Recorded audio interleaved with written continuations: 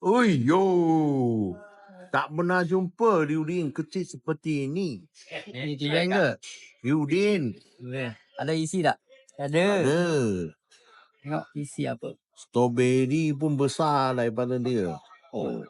Tengok strawberry ni durian. Ni strawberry ni durian. Ini Liudin, ini strawberry. Pernah jumpa tak? Ha, ni durian. Bayar. Bayar.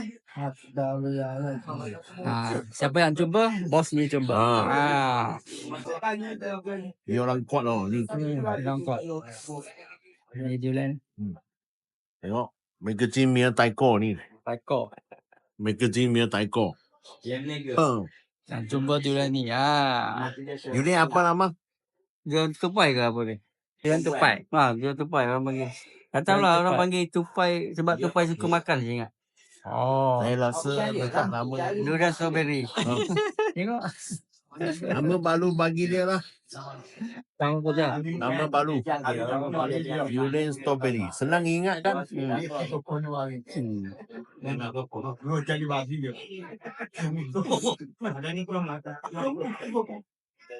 Oi yo.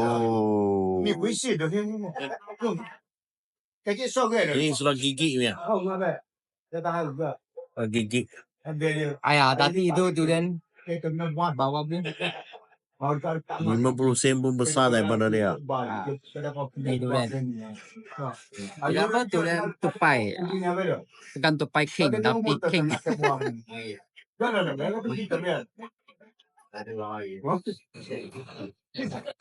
Boleh buat sama sekali. Tengok. Ini bos mama. Dia buat live juga.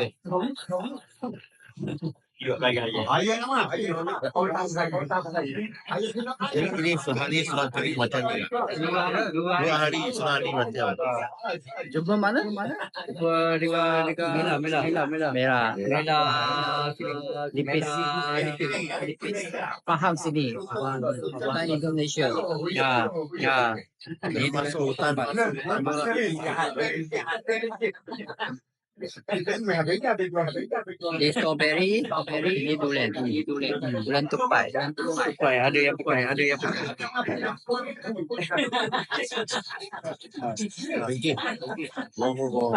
Pas dia pecah macam ni. Kuangnya lah. Ya, ni biji dia. Tak ada isi pun, isi ada. Sikit saja. Sikit saja.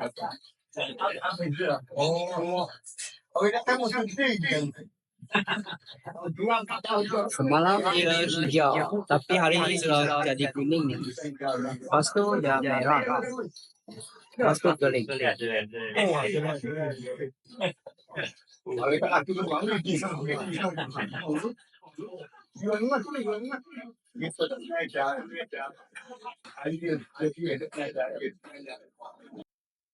Gunting dah habis. TikTok. Sini atas dah. Live.